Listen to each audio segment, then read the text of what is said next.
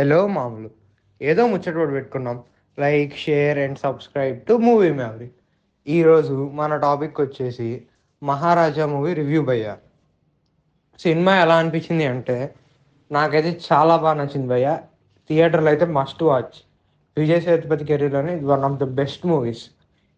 ఇంక ఈ సినిమాలో పాజిటివ్స్ గురించి మాట్లాడుకొస్తే first of all screenplay భయ్య చాలా ఎక్సలెంట్గా రాశాడు.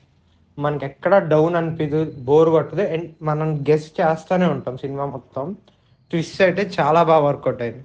సెకండ్ వచ్చేసి ఆర్టిస్ట్ పర్ఫార్మెన్సెస్ పైగా చాలా బాగా చేశారు సినిమాలో. మెయిన్గా విజయ్ సేతుపతి అయితే వన్ ఆఫ్ ద బెస్ట్ ఇచ్చాడు తన మైల్ స్టోన్ మూవీకి.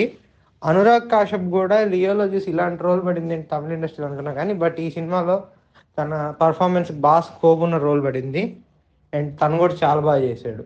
ఇంకా మిగతా క్యారెక్టర్ ఆర్టిస్ట్ అందరూ వాళ్ళ క్యారెక్టర్ తగ్గట్టు బాగా చేశారు భయ్య. ఫస్ట్ ఆఫ్ ఆల్ ఈ సబ్జెక్ట్ తీసుకొని ఇలా ప్రజెంట్ చేయడం అనే థాటే నాకు చాలా బాగా నచ్చింది భయ్య.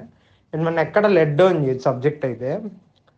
స్టోరీని డీవియేట్ కూడా అవడు, స్టోరీని పట్టుకొనే వెళ్తాడు సినిమా మొత్తం. ఇంకేమన్నా నెగిటివ్స్ ఉన్నాయా అంటే ఈ సినిమాలో నాకైతే పెద్ద ఏం నెగిటివ్స్ అనిపించలేదు మామ.